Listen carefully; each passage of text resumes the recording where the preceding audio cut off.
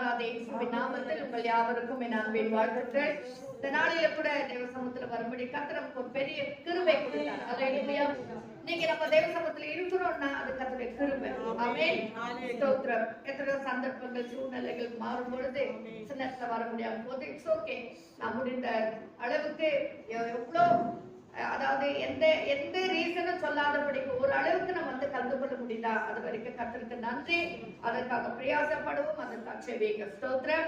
இந்த கால வேளையில சிறிது நேரம் தியானிப்பதற்காக நாம் எடுத்துக்கொள்வோம். யோவான் எழுதின சுவிசேஷம் 1ஆம் அதிகாரம் 4ஆம் வசனம். யோவான் எழுதின சுவிசேஷம் 1ஆம் அதிகாரம் 4ஆம் வசனம். அவருக்குள் ஜீவன் இருந்தது, அந்த ஜீவன் மனுஷருக்கு ஒளியாய் இருந்தது. 6ஆம் வசனம் 9ஆம் வசனம்.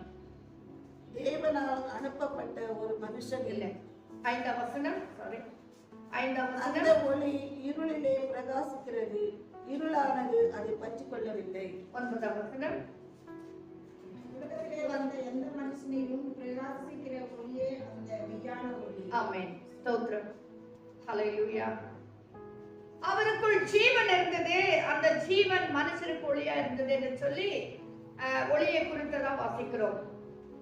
யோவான் சுவிசேஷகர், அதாவது மத்தேயு, மார்க்கு, லூக்கு, யோவான், இந்த 4 சுவிசேஷங்களிலே யோவான் இந்த சுவிசேஷத்தை எழுதும் பொழுது அவர் ஒரு காரியத்தை குறித்து அதிகமா வலியுறுத்தி எழுதுகிறார். என்ன காரியம் சொன்னா வாசிங்க 1ஆம் வசனம்.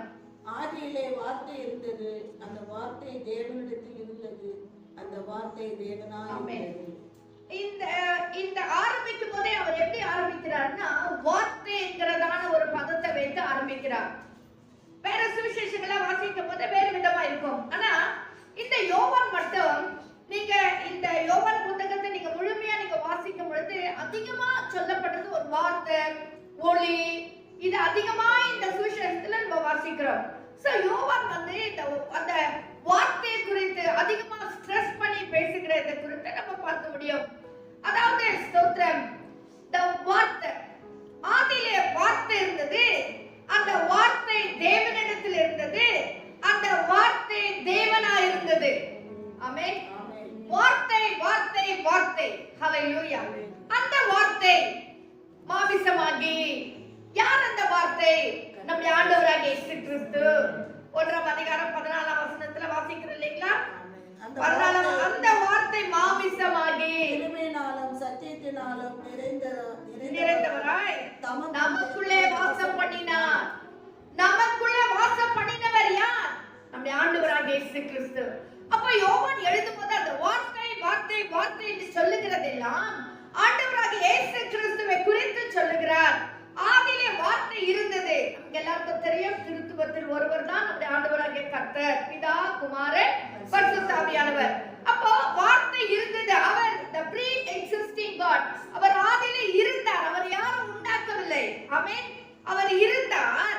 அவர் எப்படி இருந்தார்? அந்த வார்த்தை தேவனிடத்தில் இருந்து, பிதாவாகிய தேவனிடத்தில் இருந்தது. புரியுதுங்களா? அந்த வார்த்தை எங்க இருந்தது? பிதாவாகிய தேவனிடத்தில் இருந்தது. அந்த வார்த்தை தேவனாய் இருந்தது. ஸ்தோத்திரம். ஹல்லேலூயா. அப்போ பிதா, குமாரன், பரிசுத்த மூவரும் ஒன்றுதான். அதுதான் இந்த வார்த்தை குறித்து சொல்லுகிறார். ஆதியிலே வார்த்தை இருந்தது, அந்த வார்த்தை தேவனிடத்தில் இருந்தது, அந்த வார்த்தை தேவனாய் இருந்தது. ஹல்லேலூயா. எபிரேயர் 1ஆம் அதிகாரத்துல வாசிக்கும் பொழுது இந்த யோவான் வார்த்தை வார்த்தை என்று சொல்லி ஆண்டவராகிய இயேசு கிறிஸ்துவை ஸ்ட்ரெஸ் பண்ணி சொல்லுகிறார். எபிரேயர் 1ஆம் அதிகாரம் 1ஆம் வசனத்தை வாசிங்க. எபிரேயர் 1ஆம் அதிகாரம் 1ஆம் வசனம். இயேசு கிறிஸ்துவின் ஊழியக்காரனும் அப்போஸ்தலனுமாகும்படி அழைக்கப்பட்டவனும் தேவனுடைய சுவிசேஷத்துக்காக பிரித்தெடுக்கப்பட்டவனுமாகிய பவுல். 1ஆம் அதிகாரம் 1ஆம் வசனம். பூர்வ காலங்களில் பங்கு பங்காகவும் வகை வகையாகவும் தீர்க்கதரிசிகள் மூலமாய் பிதாக்களுக்கு திருமுழப்பட்டின தேவன். எப்படிங்க? அதாவது பூர்வ காலத்துல, ஆபிரகாம் இருந்த காலத்துல, மோசே இருந்த நாட்களிலே, ஆமென், ஏசாயா தீர்க்கதரிசி இருந்த நாட்களிலே கர்த்தர் எப்படி திருமுழப்பட்டினார், எப்படி சொன்னார், எப்படி நம்முடைய காரியங்களை பகிர்ந்து கொண்டார் என்றால் பங்கு பங்காகவும் வகை வகையாகவும் தீர்க்கதரிசிகள் மூலமாய். தீர்க்கதரிசி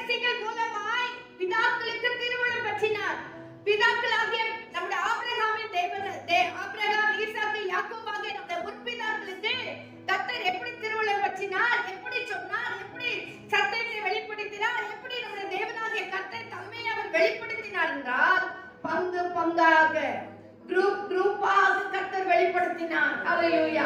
ஆனால் யோவான் 1ஆம் அதிகாரத்துல வரும்பொழுது அந்த வார்த்தை ஹalleluya மனுக்குலத்துக்கு எல்லாருக்குமே இப்ப பங்கெல்லாம் கிடையாது. அதாவது வகை வகையெல்லாம் கிடையாது. கடைசி நாட்களிலே போன வாரம் நம்ம கேட்டது போல கிருபையின் காலத்திலே நாம் வாழ்ந்து கொண்டிருக்கிறோம். இந்த கடைசி நாட்களில் ஆண்டவராகிய கர்த்தர் என்ன செய்கிறார்? வார்த்தையாகிய இயேசுவை அனுப்பி ஹalleluya. பழைய ஏற்பாடு காலத்திலே பலிகளை செலுத்தினார்கள். பாவ நிவாரண பலி, பலவிதமான பலிகளை செலுத்தினார். ஆனால் எப்ப இந்த வார்த்தையாகிய இயேசு கிறிஸ்து இந்த உலகத்திலே வெளிப்பட்டாரோ அவரே நமக்காக பலியாக மாறிவிட்டார். ஹalleluya.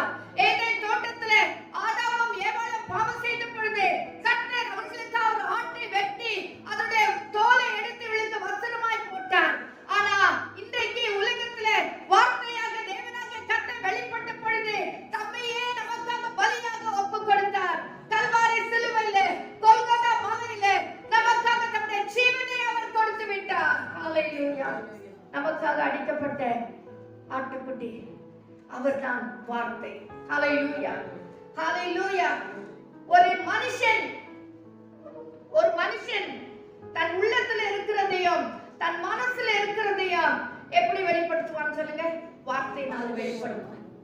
வார்த்தை மூலமாய் வெளிப்படுத்துவான்.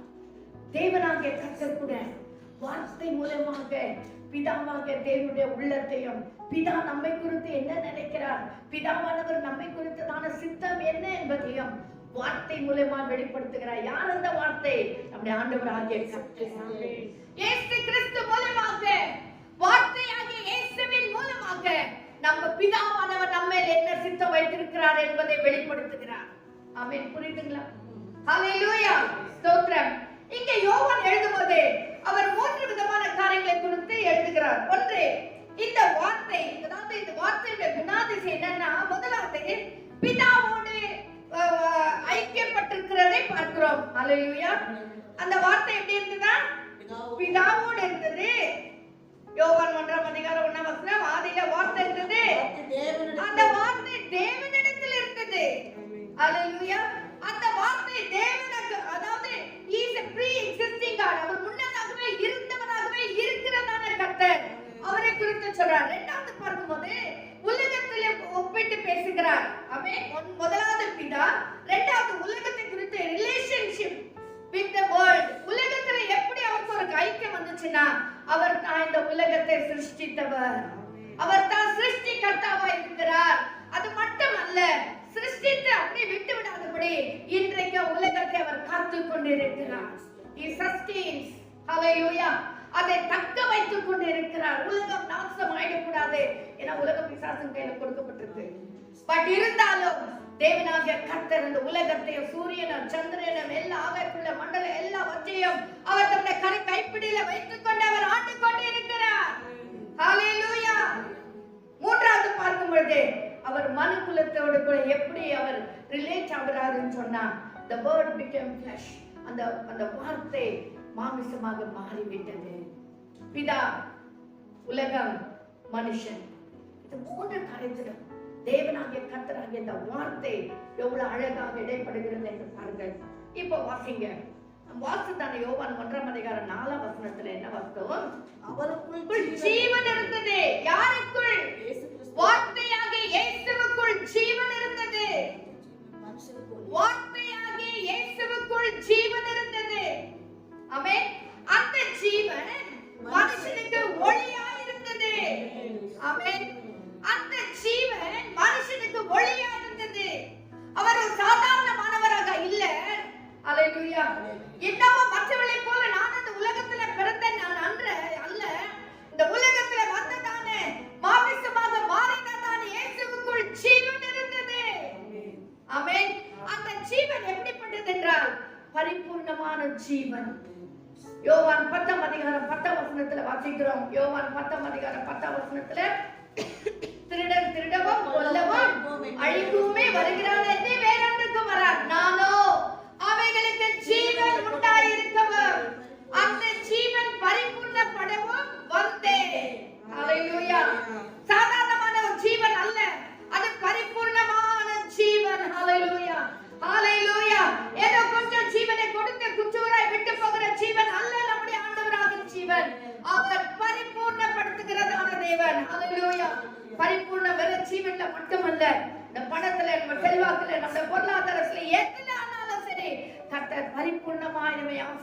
இருக்கிறதான தேவன். அதை யோவான் 11ஆம் அதிகாரம் 25ஆம் வசனத்துல வாசிக்கிறோம். நானே உயிர்த்தெழுதலும் ஜீவனுமாய் இருக்கிறேன். மலையாள இடத்துல சொல்லுகிறார், நானே உயிர்த்தெழுதலும் ஜீவனுமாய் இருக்கிறேன். யோவான் 11ஆம் அதிகாரம் 25ஆம் வசனம். ஆமென். நம்முடைய ஆண்டவர் எப்பேற்பட்டவர்? அவர் வெறும் ஜீவன் அவருக்குள்ள இருந்ததல்ல, அவர் உயிர்த்தெழுதலின் ஜீவனாய் உடையவராய் இருந்தார். ஆமென். ஹalleluya. எவ்வளவு அர்த்தமுள்ள வாசியம் சொல்லுங்க. அவர் உயிர்த்தெழுதலுடைய ஜீவனுடையவர். ஹalleluya. யோவான் 14ஆம் அதிகாரம் 6ஆம் வசனத்துல வாசிக்கிறோம். நானே வழியும் சத்தியமும் ஜீவனுமாய் இருக்கிறேன். ஆமென். வெறும் ஜீவனுடையவர் மட்டுமல்ல, அவரே வழியும் அவரே சத்தியமா இருக்கிறார். என்னை இல்லாமல் ஒருவரும் பிதாவினிடத்திலே போக முடியாது. ஆண்டவர் சொல்றார், வரான். அப்ப நான் தான் வழி. ஏன்னா அந்த வார்த்தை மாமிசமாக இந்த உலகத்துல வெளிப்பட்டது. அந்த மாமிசத்தின் வழியாக, அதாவது அந்த மாமிசமாக மாறின அந்த வார்த்தையின் வழியாக தான் நாம் பிதாவினிடத்திலே செல்ல வேண்டும். ஆமென். ஆமென். ஹalleluya. ஸ்தோத்திரம். அவர் சொல்லுகிறார், நானே வழியும் சத்தியமும் ஜீவனும் இருக்கிறேன். ரோமர் 5ஆம் அதிகாரம் 21ஆம் வசனத்துல வாசிக்கிறோம். அந்த ஜீவன் எப்பேற்பட்ட ஜீவன் என்றால் நித்திய ஜீவன். பரிபூர்ண ஜீவன் மட்டுமல்ல, அந்த ஜீவன் நித்திய ஜீவன்.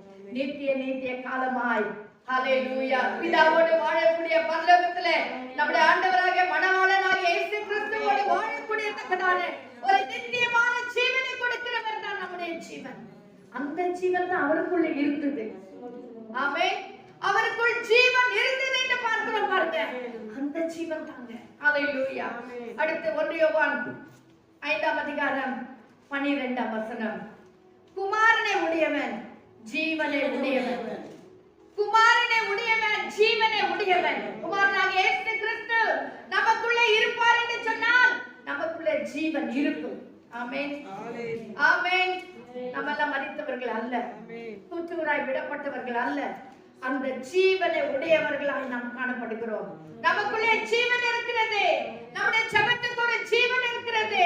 நம்முடைய வாழ்க்கைக்கு ஒரு ஜீவன் இருக்கிறது. நம்முடைய சாட்சிக்கு ஒரு ஜீவன் இருக்கிறது. உயிர் இருக்கிறது. கர்த்தருடைய பிள்ளைகளே, ஹalleluya. நம்முடைய ஆராதனை ஜீவனுள்ள ஆராதனை. ஆமென். நம்முடைய ஜெபம் ஜீவனுள்ள ஜெபம். ஏன்னா அந்த ஜீவனுள்ள தேவனாகிய கர்த்தர் நமக்குள்ளே வாசமாய் இருக்கிறார். ஆமென். ஹalleluya. ஹalleluya. எவ்வளவு ஒரு நல்ல வாசனைகள் பாத்தீங்களா? ஹalleluya. குமாரனை உடையவன் ஜீவனை உடையவன். ஆமென். ஹalleluya. அதே 4ஆம் அதிகாரத்துல என்ன வாசம்? 1ஆம் அதிகாரத்துல என்ன வாசம்? 5ஆம் வசனம் 4ஆம் வசனம் வாசித்து அப்புறம் 5ஆம் வசனம் வாசிங்க. அவருக்குள் ஜீவன் இருந்தது. அந்த ஜீவன் மனுஷருக்கு ஒளியா இருந்தது. அந்த ஜீவன் மனுஷருக்கு ஒளியா இருந்தது. ஜீவனை குறித்து நம்ம பார்த்தோம். அவருக்குள்ள ஜீவன் இருந்தது. அவருக்குள்ள உயிர் இருந்தது. அந்த உயிர், அந்த ஜீவன் மனுஷருக்கு எப்படியா இருந்தது? ஒளியா இருந்தது. இங்க 1 யோவான் 5:12 வாசித்தோம். குமாரனை உடையவன் ஜீவனை உடையவன். அப்போ அந்த ஜீவன் என்ன ஆக வேண்டும்? மனுஷருக்கு ஒளியா இருக்க வேண்டும். ஆமென். கர்த்தருடைய பிள்ளைகளே, நமக்குள்ள கர்த்தர் ஜீவனை கொடுத்திருக்கிறார். அந்த ஜீவன் நமக்குள்ள ஒளியா இருக்க வேண்டும். முதலாவது அந்த ஜீவன் எனக்கு ஒளியா இருக்க வேண்டும். என்னுடைய பாதைக்கு அது ஒளியா இருக்க வேண்டும். நான் செய்கிறதான காரியங்களுக்கு அது ஒளியா இருக்க வேண்டும். நான் போகிற பாதை கரெக்டான்னு சொல்லி அந்த ஜீவன் எனக்கு ஒளியா இருக்க வேண்டும். முதலாவது என் வாழ்க்கையை நான் சரிப்படுத்திக் கொள்ள வேண்டும். என் பேச்சை நான் சரிப்படுத்திக் கொள்ள வேண்டும். என்னுடைய கிரியைகளை நான் சரிப்படுத்திக் கொள்ள வேண்டும். எனக்கு முதலாவதாக அது ஒளியா இருக்கிறதா? நாம் யோசிக்க வேண்டிய ஒரு தருணத்துல வந்து நமக்கு அது முதலாவது ஒளியா இருக்க வேண்டும். ஏன்னா குமாரனை உடையவன் ஜீவனை. அந்த ஜீவன் மனுஷனுக்கு ஒளியா இருக்கிறது. முதலாவது எனக்கும் என் குடும்பத்துக்கும் நான் ஒளியா இருக்கிறேனா? அடுத்தது என் சமுதாயத்துக்கு நான் ஒளியா இருக்கிறேனா? என் விசுவாசிகளுக்கு நான் ஒளியா இருக்கிறேனா? அல்லது இருளுக்குள்ளவர்களும் இருளில் நடத்துகிறவர்களுமா இருக்கிறோமா? எப்படிப்பட்டவர்களாய் நாம் காணப்படுகிறோம்? வாசிங்க. ஏசாயா 9ஆம் அதிகாரம் 2ஆம் வசனம். ஏசாயா 9ஆம் அதிகாரம் 2ஆம் வசனம் எடுத்தீங்களா?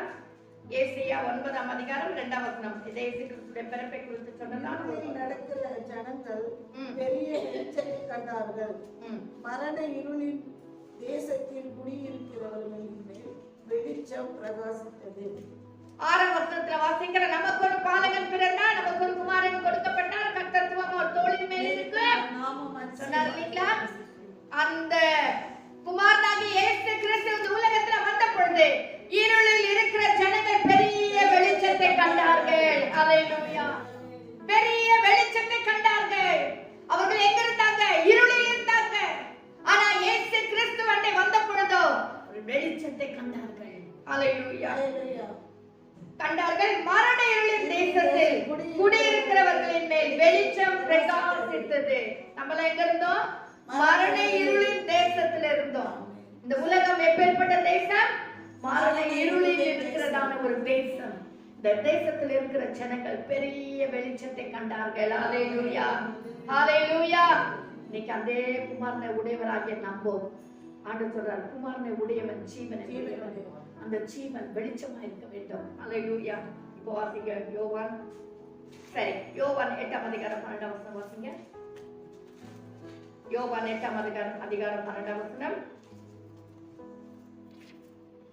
மறுபடியும் இயேசு ஜனங்களை நோக்கி, நான் உலகத்திற்கு ஒளியா இருக்கிறேன், என்னை பின்பற்றுகிறவன் ஜீவ ஒளியை அடைந்திருப்பான். அல்லேலூயா. நான் உலகத்துக்கு எப்படியா இருக்கிறேன்? ஒளியா இருக்கிறேன். ஆண்டவர் சொல்றாரு, எனக்குள்ளே ஜீவன் இருக்கிறது. பாத்தீங்களா எவ்வளவு அருமையான ஒரு வார்த்தை. எனக்குள்ளே ஜீவன் இருக்கிறது. அந்த ஜீவன் மனுஷனுக்கு ஒளியா இருக்கிறது. ஆமென். அங்க இங்கே என்ன வாசிக்கிறோம்? ஒளியா இருக்கிறது. நான் உலகத்துக்கு ஒளியா இருக்கிறேன், என்னை பின்பற்றுகிறவர்கள் இருளில் நடவாமல் ஜீவ ஒளியை அடைவார்கள். ஆமென். அல்லேலூயா. நம்ம யாரை பின்பற்றிக் கொண்டிருக்கிறோம்? அப்ப நம்ம கர்த்தரை பின்பற்றுகிறது உண்மையானால் நம்முடைய வாழ்க்கை எப்படி இருக்க வேண்டும்? எப்படி இருக்க வேண்டும்? ஜீவ ஒளியை அடைந்திருக்க வேண்டும். நம்முடைய வாழ்க்கை ஜீவ ஒளியா இருக்க வேண்டும். ஆமென். அல்லேலூயா, அல்லேலூயா. வேத வசனம் எல்லாம் நமக்காக தான் எழுதப்பட்டிருக்கிறது. துன்மார்க்கனுக்கு இல்லை, ரட்சிக்கப்படாதவர்களுக்கு இல்லை. ரட்சிக்கப்படாதவர்களுக்கு ஒரே ஒரு வார்த்தை, வருத்தப்பட்டு பாரம் சுமக்கிறவர்களே நீங்கள் எல்லாரும் என்னை நான் உங்களுக்கு இளைப்பாறுதல் கொடுக்கிறேன். அவர் நாமத்தின் மேல் விசுவாசம் உள்ளவர்களாய் அவரை ஏற்றுக்கொண்டவர்கள் எத்தனை பேர்களோ, நீங்க எத்தனை பேர்கள் அந்த வாங்க உன்னை குமாரர் ஆகும்படி உங்களுக்கு அதிகாரம் கொடுக்கிறேன்னு சொல்றாங்க. எழுந்து போனதை தேட ரட்சிப்போம் தான் மனுஷன் அந்த உலகத்துல வந்தா. அவரு துன்மார்க்கனுக்காக. ஆனா ஆதி அவத்திலிருந்து வெளிப்படுத்தும் வரைக்கும் சொல்லப்பட்டிருக்கிற ஒவ்வொரு வார்த்தையும் ரட்சிக்கப்பட்ட கர்த்தருடைய பிள்ளைகளுக்கு உரியது. ஹல்லேலூயா, ஹல்லேலூயா. என்ன வாசிக்கிறோம்? ஸ்தோத்திரம்.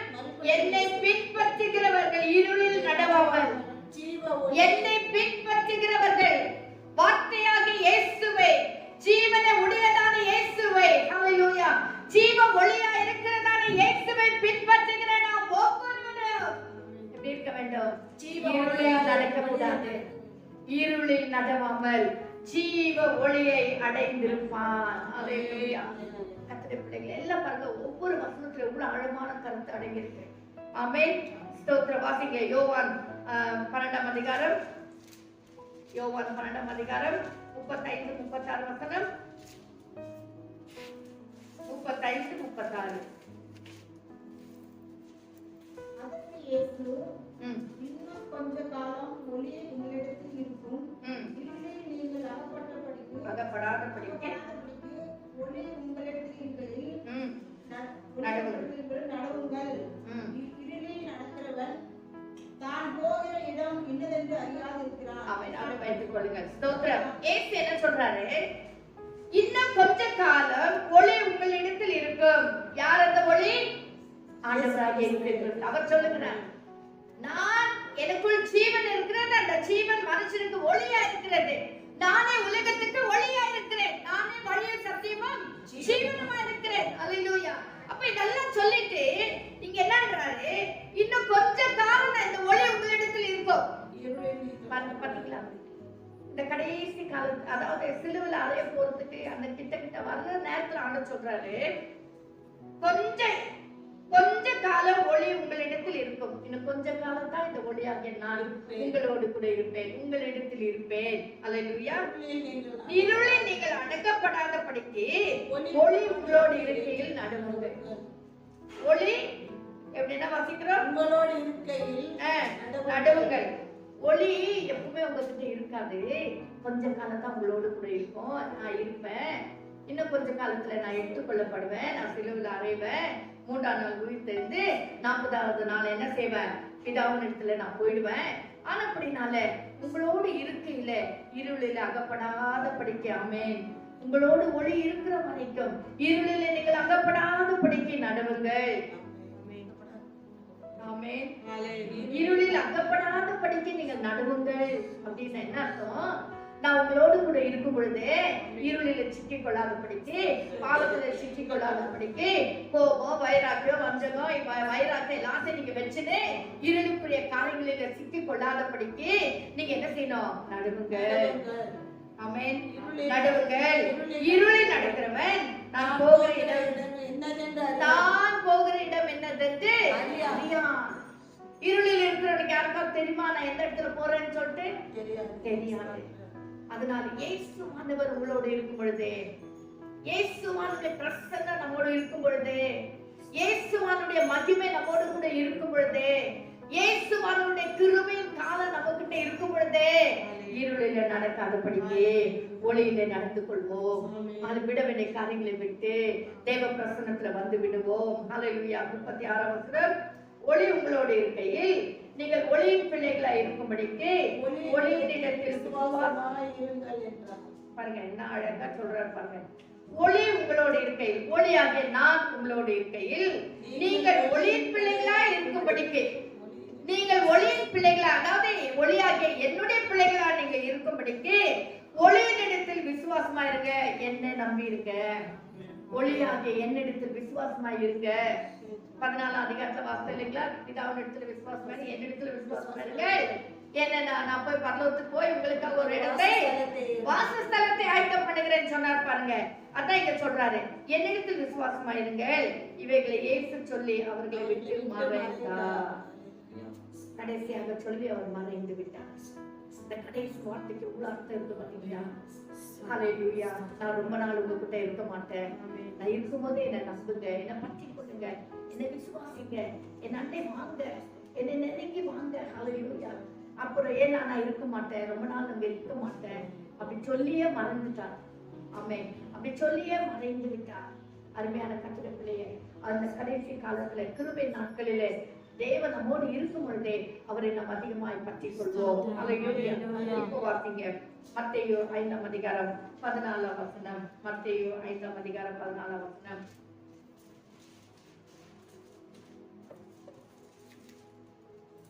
மத்தேயு 5ஆம் அதிகாரம்.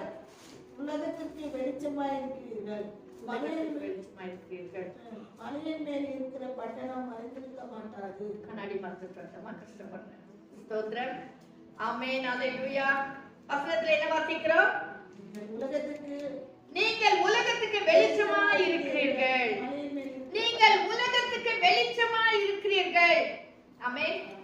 ஒளியாகிய தேவன், நான் எனக்குள் ஜீவன் இருந்தது, அந்த ஜீவன் ஒளியா இருந்தது. அந்த ஒளி எப்படி இருந்தது? மனுஷனுக்கு பிரகாசிக்கிறதா இருக்கிறது என்று சொல்லி யோவான்ல வாசித்தோம். இப்ப ஆண்டவர் என்ன சொல்றார்? குமாரனை உடையவன், ஜீவனை உடையவன். அப்ப ஜீவன் ஒருத்தர்கிட்ட இருக்குமானால் அவளுக்குள்ளே ஒளி இருக்கும். ஆமென். அந்த ஒளி என்ன செய்ய வேண்டும்? உலகத்துக்கு பிரகாசமா இருக்க வேண்டும். ஹல்லேலூயா.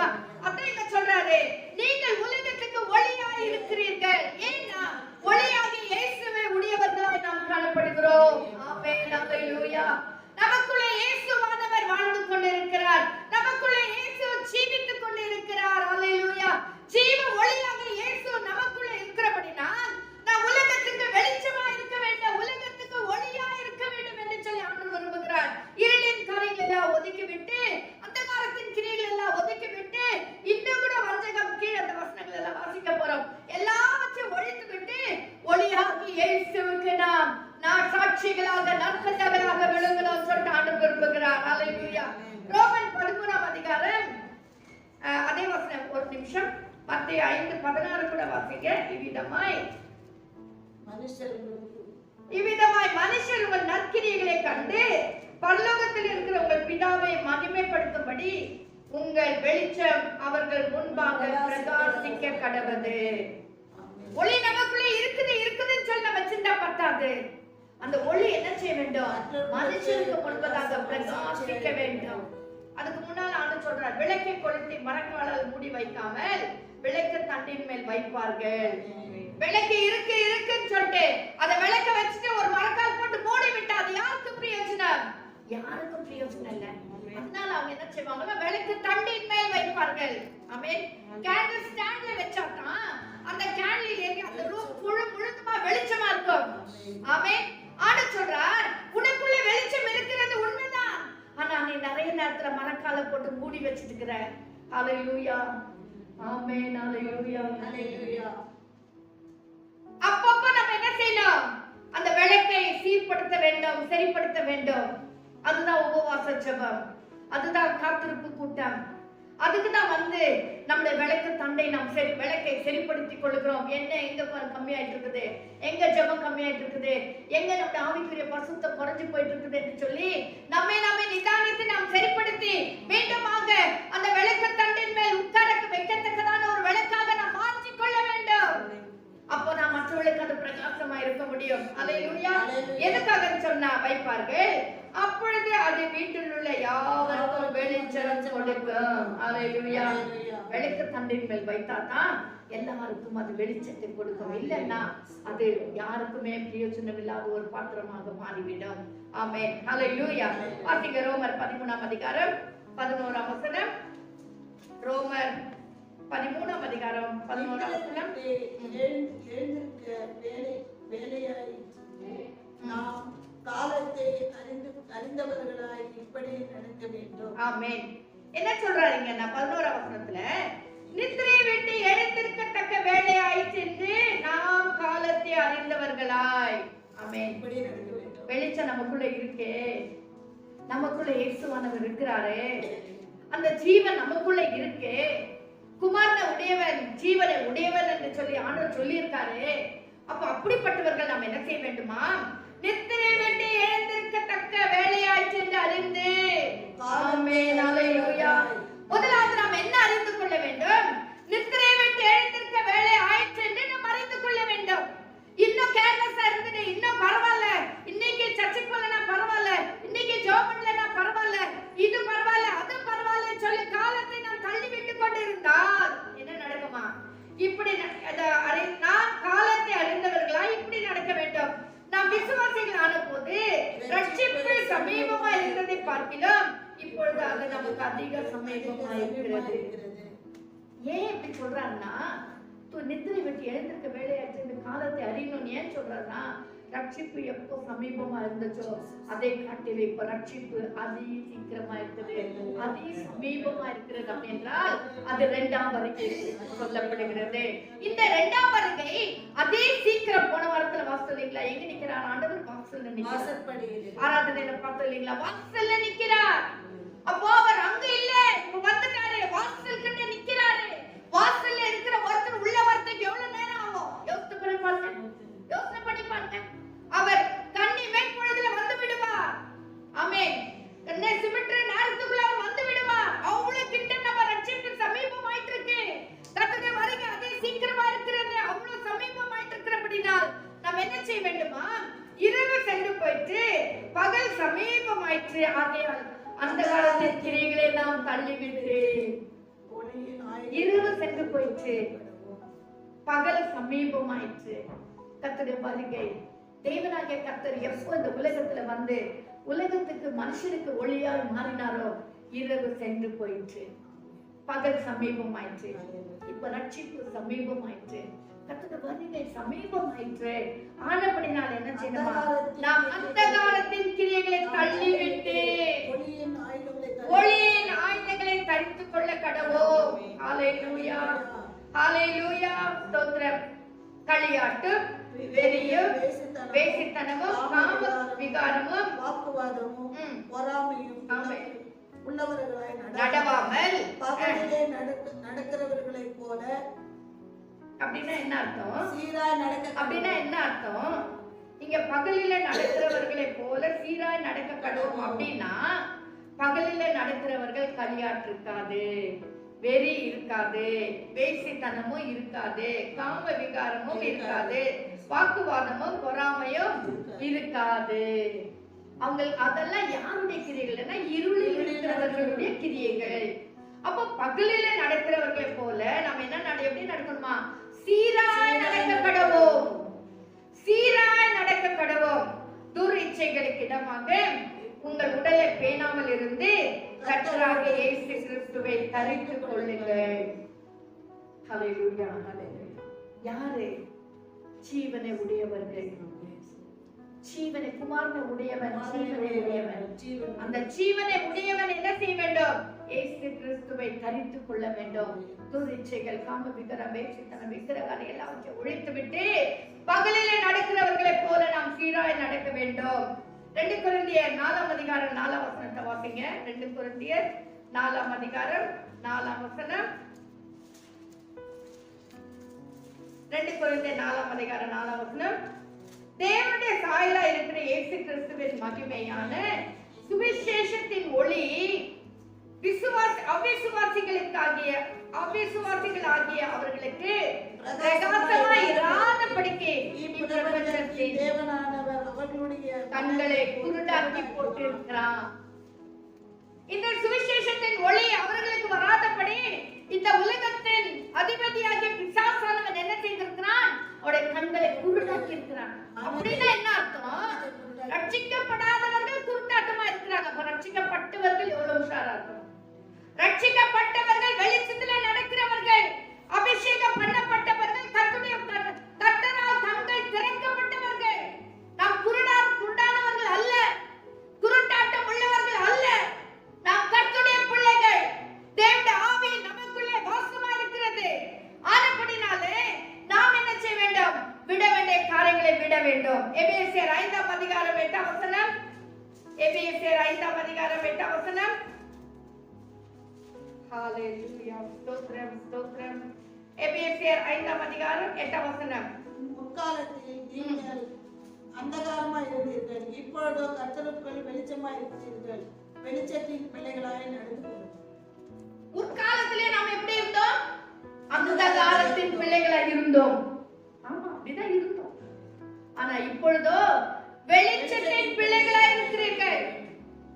எப்படி ஆவியானவர் ஜாக்கிரதை, உஷார், be alert. ஏன்னா நீ வெளிச்சத்தின் பிள்ளை. ஆமென். இன்னும் நீ வெளிச்சத்தின் பிள்ளை என்கிறத உணரவே இல்ல. இன்னும் கூட நமக்குள்ள கோபம், வைராக்கியம், மன்கட், தூஷணம் இவைகள் எல்லாம் வைத்துக் கொண்டு இருக்கிறோம். சோம்பல், தூக்கத்தின் ஆவி, சோம்பலின் ஆவி, சாக்கு போக்கு சொல்ற ஆவி, பொறாமையின் ஆவி, வஞ்சகத்தின் ஆவி. கர்த்தருடைய பிள்ளைகளே, ஆண்டவர் சொல்றார், அப்ப நீங்க இருளில் இருந்தீங்க, எப்படி இருந்துட்டீங்க. ஆனா இப்போ நீங்க வெளிச்சத்தின் பிள்ளைகளும் வெளிச்சத்தின் பிள்ளைகளாய் நடந்து கொள்ளுங்கள். வெளிச்சத்தின் பிள்ளைகளாய் இருக்கிறீர்கள். வெளிச்சத்தின் பிள்ளைகளாய் நடந்து கொள்ளுங்கள். ஹalleluya, ஹalleluya. ஸ்தோத்திரம். நம்ம பேரை போட்டு சொல்லிக்கணும். சாய்ஸ், வெளிச்சத்தின் பிள்ளையாய் நடந்துக்கோ. ஆமென். பாஸ்டர்மா, வெளிச்சத்தின் பிள்ளையாய் நடந்துக்கோ. மேடையில நின்று பிரசங்கம் பண்ற நீ வெளிச்சத்தின் பிள்ளையாய் நடந்துக்கோ. வசனங்களை வாசிக்கும் போது கூட அவ்வளவு நமக்கு இல்லை. நான் ஆவியானவர் திட்டம் தெளிவாய் கருத்து சொல்லியிருக்கிறேன். நீ நடந்துக்கோ. நீ வெளிச்சத்தின் பிள்ளையா இருக்கிற, வெளிச்சத்தின் பிள்ளையா நடந்துக்கோ. இன்னும் இருளின் பிள்ளையா நடக்காத. உன் பேச்சு, உன் கிரியைகள் எல்லாம் மாறட்டும். ஹalleluya. 1 யோவான் 1ஆம் அதிகாரம் 7ஆம் வசனம். 1 யோவான் 1ஆம் அதிகாரம் 7ஆம் வசனம். எல்லாருக்கும் தெரிந்ததான வசனம். அவர் ஒளியில் இருக்கிறது போல நாம் ஒளியிலே நடந்தால் ஒருவரோடு ஒருவர் ஐக்கியப்பட்டிருப்போம். அவருடைய குமாரனாகிய இயேசு கிறிஸ்துவின் ரத்தம் சகல பாவங்களை நீக்கி நம்மை சுத்திகரிக்கும். ஆமென். பாருங்க, இது இந்த முதல் பாகத்துக்கும் 2ஆம் பாகத்துக்கும் சம்பந்தமே இல்லாத மாதிரி இருக்குது. அவர் ஒளியில் இருக்கிறது போல நாமும் ஒளியில் நடந்தால் ஒருவரோடு ஒருவர் ஐக்கியப்பட்டிருப்போம். இல்லைங்களா? இது ஐக்கியத்தை குறித்து சொல்லுது. பிதாவோட ஐக்கியம், ஒருவரோடு ஒருவர் இருக்க வேண்டிய ஐக்கியம். ஆனா கீழே என்ன வாசிக்கிறோம்? அவருடைய குமாரனாகிய இயேசு கிறிஸ்துவின் ரத்தம் சகல பாவங்களை நீக்கி நம்மை சுத்திகரிக்கும். அப்போ இது என்னது இப்படி சொல்றாருன்னா, நாம் கவனிங்க, நாம் அவர் ஒளியில் இருக்கிறது போல நம் ஒளியில் நடந்தால் ஒருவரோடு ஒருவர் ஐக்கியப்பட்டிருப்போம். நம்ம ஒருவரோடு ஒருவர் ஐக்கியப்படாம இருந்தா இயேசு கிறிஸ்துவின் ரத்தம் நம்முடைய பாவங்களை கழுவாது. புரியுதுங்களா? நாம் ஐக்கியப்பட்டில்லாம இருந்தா, யார் மேலாவது கசப்பு வைத்திருந்தா, கசப்போடு கூட திருவிருந்துல பங்கு பெற்றா, கசப்போடு கூட நம்முடைய உள்ளத்துல அந்த வைராக்கியத்தை அப்படியே வளைத்து கொண்டிருந்தா, நம்முடைய பாவங்களை கூட கர்த்தர் மன்னிக்க மாட்டார்.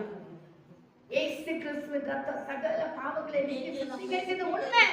ஆனா நம்ம ஒருவரோடு ஒருவர் ஐக்கியப்பட்டிருந்தா மட்டும்தான் இயேசுவானவர் நம்முடைய குற்றங்களை நமக்கு மன்னிப்பார். ஹalleluya. பிலிப்பியர் 2ஆம் அதிகாரம் 16ஆம் வசனம். பிலிப்பியர் 2ஆம் அதிகாரம் 16ஆம் வசனம். பிலிப்பியர் 2ஆம் அதிகாரம் 14ஆம் வசனம். ஹalleluya. ஸ்தோத்திரம். பிலிப்பியர் 2ஆம் அதிகாரம் 14ஆம் வசனம். நாம் வீணாக ஓடினது, வீணாக பிரயாசப்பட்டதுமே இல்லை என்று என்கிற மகிழ்ச்சி கிறிஸ்துவின் நாளில் எனக்கு உண்டாயிருப்பதற்கு ஜீவனத்தை பிடித்துக் கொண்டு உலகத்திலே நடக்கிறவர்களைப் போல பிரகாசிக்கிறீர்கள். எப்படியா? ஜீவ வசனத்தை பிடித்துக் கொண்டு உலகத்திலே சுடர்களை போல பிரகாசிக்கிறீர்கள். எப்படி நம்ம பிரகாசிக்கிறோம்? எப்படி? ஜீவ வசனத்தை பிடித்துக் கொண்டே. இன்னைக்கு நம்ம எல்லாம் ஜீவ வசனத்தை பிடிக்கல. நான் யார் தெரியுமா? நான் எப்பேற்பட்டவங்க தெரியுமா? ஏன் ஆவிக்குரிய வாழ்க்கை என்ன தெரியுமா? நான் இவ்வளவு நேரம் ஜெபம் பண்றது தெரியுமா? நான் எவ்வளவு வருஷம் விசுவாசியா இருக்க தெரியுமா? நான் எப்போ எந்த காலத்துல ஆச்சு? இதுதான் சுடரா நம்ம வாழ்க்கையில ஒளிச்சுன்றது. விளக்காக அதுதான் ஒளிக்கிறதே தவிர வசனத்தில் என்ன வாசிக்கிறோம்? ஜீவ வசனத்தை பிடித்துக் கொண்டே. ஜீவ வசனத்தை பிடிக்க வேண்டும். வார்த்தையாகிய இயேசுவை நாம் பிடித்துக் கொள்ள வேண்டும். பிடித்துக் கொண்டே உலகத்துல சுடர்களை போல நாம் பிரகாசிக்க வேண்டுமா? 15ஆம் வசனம். கோணலும் மாறுபாடான சந்ததியின் நடுவில் குற்றமற்றவர்களும் கபடற்றவர்களும் தேவனுடைய மாசற்றவர்களுமாய் இருக்கும்படிக்கு எல்லாவற்றையும் முறுமுறுப்பில்லாமலும் தர்க்கிப்பில்லாமலும் செய்யுங்கள். சுடர்களை பிடிக்கிறவர்களாக, சுடர்களை உலகத்துல வெளிச்சம் உள்ளவர்களாக, ஒளியா இருக்கிறவர்கள் நாம் என்ன செய்ய வேண்டுமா? கோணலும் மாறுபாடான சந்ததியின் நடுவிலே நாம் வாழ்ந்து கொண்டிருக்கிறோம். ஆனபடினால் நாம் என்ன செய்ய வேண்டும்? கபடற்றவர்களும் தேவனுடைய மாசற்ற பிள்ளைகளுமாய் இருக்கும்படிக்கு எல்லாவற்றையும் முறுமுறுப்பில்லாமல் செய்யணுமா? முறுமுறுப்பில்லாம இருக்கிறோமா? சின்ன காரியம் வந்துட்டா வாழ்க்கையில என்ன முறுமுறுப்பு, என்ன தர்க்கிப்பு, என்ன கேள்விகள் வேண்டாம் கர்த்தருடைய பிள்ளைகளே. ஏன்னா அவருடைய ஜீவ வசனத்தை உடையவர்களாக நாம் இருக்கிறோம். குமாரனை உடையவன் ஜீவனை உடையவன். அந்த ஜீவன் நமக்குள்ள நதியாக ஓடிக்கொண்டிருக்கிறது. ஆனபடினால் நாம் என்ன செய்ய வேண்டும்? இவைகளை தர்க்கிப்போம், முறுமுறுப்பு எல்லாவற்றை விட்டு கிறிஸ்துவுக்காக நாம் வாழ வேண்டும். 1 தெசலோனிக்கேயர் 5ஆம் அதிகாரம் 1 தெசலோனிக்கேயர் 5ஆம் அதிகாரம் 5-6 வசனங்களை வாசிக்கலாமா? 1 தெசலோனிக்கேயர் 5ஆம் அதிகாரம். ஹalleluya. 1 தெசலோனிக்கேயர் 5ஆம் அதிகாரம் 5-6 வசனம். நீங்கள் எல்லாரும் வெளிச்சத்தின் பிள்ளைகளும் பகலின் பிள்ளைகளுமாய் இருக்கிறீர்கள். நாம் இருளுக்கும் உள்ளானவர்கள் அல்லவே. அப்பப்போ ஞாபகப்படுத்துறார் பவுல் அப்போஸ்தலன். நாம் எப்படி இருக்கிறோம்? வெளிச்சத்தின் பிள்ளைகளும் பகலின் பிள்ளைகளுமாய் இருக்கிறோம். ஆனபடினா நாம் இருளுக்கும் உள்ளானவர்கள் அல்ல. நாம் ஞாபகத்துல வைத்துக் கொள்ள வேண்டும். நான் இரவுக்கும் உள்ளானவள் அல்ல. அப்படி என்றால் அந்த இருவுக்குரிய காரியங்களை நாம் ஒழித்து விட வேண்டும். 6ஆம் வசனம். ஆகையால் மற்றவர்கள் தூங்குகிறது போல நாம் தூங்காமல் விழித்துக் கொண்டே தெளிந்தவர்களாய் இருக்க கடவோம். ஆமென். ஹalleluya. எப்படி இருக்க வேண்டும்? கடைசியாக பவுல் சொல்றார், தெளிந்தவர்களாக இருக்க கடவோம். விழிப்புள்ளவர்களாக இருக்க. என்னமா? நாம் தூங்காமல் விழித்துக் கொண்டே தெளிந்தவர்களாய் இருக்க கடவோம். கர்த்தருடைய பிள்ளைகளே, குமாரனை உடையவன் ஜீவனை உடையவன். அந்த ஜீவன் மனுஷனுக்கு ஒளியா இருக்க வேண்டுமானால் நாம் என்ன செய்ய வேண்டும்? தூங்காமல் விழித்துக் கொண்டே தெளிந்தவர்களாய் இருக்க கடவோம். ஹல்லேலூயா. தூங்குகிறவர்கள் ராத்திரியிலே தூங்குவார்கள், வெறி கொள்ளுகிறவர்கள் ராத்திரியிலே வெறி கொள்வார்கள். பகலுக்குரியவர்களாகிய நாமோ தெளிந்தவர்களாயிருந்து விசுவாசம், அன்பு என்னும் மார்க்க சத்தியம், ரட்சிப்பின் நம்பிக்கை என்னும் தலை சீராவையும் தரித்துக் கொண்டிருக்க கடவோம். என்னெல்லாம் செய்யணும் கடவோம் அப்படின்ற நாம் செய்ய வேண்டும். கத்திரை பிள்ளைகளே, இந்த கால பிள்ளைகளே, வார்த்தை வார்த்தை வார்த்தை, அந்த வார்த்தை தான் மாம்சமாகி நமக்குள்ளே வாசம் பண்ணினார். அந்த வார்த்தையாக இயேசுவுக்குள்ளே ஜீவன் இருந்தது. அந்த வார்த்தை, அந்த ஜீவன் மனசுக்கு ஒளியா இருந்தது. நம்ம எல்லாரும் தங்கி முடிச்சு வைக்கலாம். ஹல்லேலூயா, ஹல்லேலூயா. கத்திரை பிள்ளைகளே, நமக்கு எல்லாருக்கும் தெரிந்ததான ஒரு வசனம் தான், ஆதியிலே வார்த்தை இருந்தது, வார்த்தை ஒளி. இது ரெண்டு தான் யோவான் ஸ்ட்ரெஸ் பண்ணி இந்த சுவிசேஷத்தில் எழுதுகிறார். ஹல்லேலூயா, ஹல்லேலூயா. ஒளியாகிய தேவன், ஒளியாகிய தேவன், ஹல்லேலூயா. ஜீவ ஒளியாகிய தேவன், ஸ்தோத்திரம். அவருக்குள்ள ஜீவன் இருந்தது. குமாரனை உடையவன், ஜீவனை உடையவன். அந்த ஜீவன் நமக்குள்ள இருக்கா? அல்லது இன்னும் நம்ம குற்றூராய் கிடக்கிறோமா? அல்லது ஜீவன் இல்லாதவர்களை, செத்தவர்களை போல நாம் காணப்படுகிறோமா? சங்கீதத்தை வாசிக்கிற மரித்தவர்கள், மௌனத்தில் இருந்துகிறவர்களும் கர்த்தரை துதியார்கள். அவங்கெல்லாம் மரித்தவர்கள், ஜீவன் இல்லாதவர்கள் கர்த்தரை துதிக்க மாட்டாங்க. நாமோ இதவர் கொண்டு என்றென்றைக்கும் கர்த்தரை துதித்துக் கொண்டிருப்போம். கர்த்தர் பிள்ளைகளே, நாம் துதிக்கிற பிள்ளைகள், ஆராதிக்கிற பிள்ளைகள், சாட்சி உள்ள பிள்ளைகள், கர்த்தருக்கு சுடர்களாக விளங்குகிற பிள்ளைகள், தேவனாக இயேசுவை உயர்த்தி பிடிக்கிற பிள்ளைகள். ஹல்லேலூயா. தெரிந்தவர்கள் இருக்கக்கூடியவர்கள், புத்திசாலிகளா இருக்கக்கூடியவர்கள். ஹல்லேலூயா. புத்தி இல்லாத 5 கன்னிகளை போல அல்ல, புத்தி உள்ள 5 கன்னிகளை போல நாம் வாழ வேண்டியவர்கள். விட வேண்டிய காரியங்களை விட்டு கர்த்தருக்கு என்று மகிமையுள்ள சாட்சிகளை விளங்கும்படி ஆவியானவர் தாமே இந்த கடைசி காலத்திலே, கிருபை காலத்திலே நம்மை திறக்க செய்வாராக. ஹல்லேலூயா. நம்ம எல்லாரும் கண்களை மூடி ஜெபிக்கலாமா? அருமை ரட்சகா, குமாரனை உடையவன், ஜீவனை உடையவன். அந்த ஜீவனிலே அவருக்குள்ளே ஜீவன் இருந்தது. அந்த ஜீவன் மனுஷனுக்கு ஒளியா இருந்தது. உலகத்துல வந்த எந்த மனுஷனும் பிரகாசிப்பிக்கிற ஒளியே அந்த மெய்யான ஒளி என்று சொல்லி பார்க்கிறோம். ஆமாண்டவரே ராஜா, நாங்கள் இந்த உலகத்துல ஒளியாய் வாழும்படி, உலகத்துக்கு ஒளியா இருக்கும்படி, ஆண்டவரே ஸ்தோத்திரம், அநேகருக்கு சாட்சிகளாய் இருக்கும்படி ராஜா நீர் எங்களுக்கு உதவி செய்வீராக. துர்க்குணம், வேசித்தனம், முறுமுறுப்பு, தர்க்கிப்பு எல்லாவற்றையும் விட்டு கர்த்தாவே தெளிந்த உள்ளவர்களாக, புத்தி உள்ளவர்களாக, தெளிந்தவர்களாக, விழிப்புள்ளவர்களாக, பகலுக்குரியவர்களாக, வெளிச்சத்தின் பிள்ளைகளாக நடந்து கொள்ள எங்களுக்கு உதவி செய்ய மாட்டோம். இந்த வருகை அதி சீக்கிரமா இருக்கிறபடினால வசனத்திலே வாசித்தபடி அப்போ எவ்வளவு சீக்கிரமா இருக்கு, அதை காட்டில் இப்பொழுது ரட்சிப்பு அதி சீக்கிரமா இருக்கிறது, அதி சமீபமா இருக்கிறது என்று சொல்லி வாசித்தோமே ராஜா. அனுப்படினா அந்த சமீபமா இருக்கிற ரட்சிப்புக்கு நாங்கள் எல்லாரும் ஆயத்தமாகும்படி ராஜா நீர் எங்களுக்கு உதவி செய்வீராக. வசனத்தை கேட்கிற ஒவ்வொரு பிள்ளைகளை கர்த்தர் தொடுவீராக. இந்த வார்த்தைகள் பிள்ளைகளை பலப்படுத்தட்டும் ஆண்டவரே. இந்த வார்த்தைகள் பிள்ளைகளை உயிர்ப்பிக்கட்டும் ஆண்டவரே. விசுவாசிகள் காலூன்றி எழுந்து நிற்கும்படி கர்த்தர் உதவி செய்வீராக ராஜா.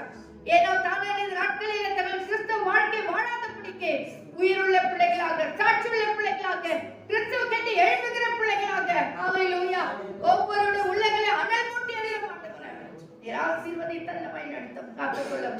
வசனங்களை கேட்கும் போதே வார்த்தையாக ஆண்டவரே நீ வசனத்துல வாசிக்கிறோம், வார்த்தை அனுப்பி அவளை குணமாக்குவேன் என்று சொல்லி ஆண்டவரே வார்த்தையாக இயேசு மனவர் வெளிவெளிமா இருக்கிற ஒவ்வொருவரும் தொடுவீராக ராஜா, ஒவ்வொருவரையும் விடுதலாக்குவீராக, ஒவ்வொருவரையும் நீர் ஆசீர்வதிப்பீராக. கர்த்தரே கரம் பிள்ளைகளோடு கூட இருக்கட்டும், காத்துக்கொள்ள வழிநடத்தும். இயேசுவின் நாமத்தில் ஜெபிக்கிறோம் ஜீவனுள்ள பிதாவே, ஆமென், ஆமென். கர்த்தர் தாமே இந்த வசனங்களை நமக்கு ஆசீர்வாதம் கொடுப்பாராக. ஹல்லேலூயா, ஹல்லேலூயா, ஹல்லேலூயா. ஸ்தோத்திரம், ஸ்தோத்திரம், ஸ்தோத்திரம்.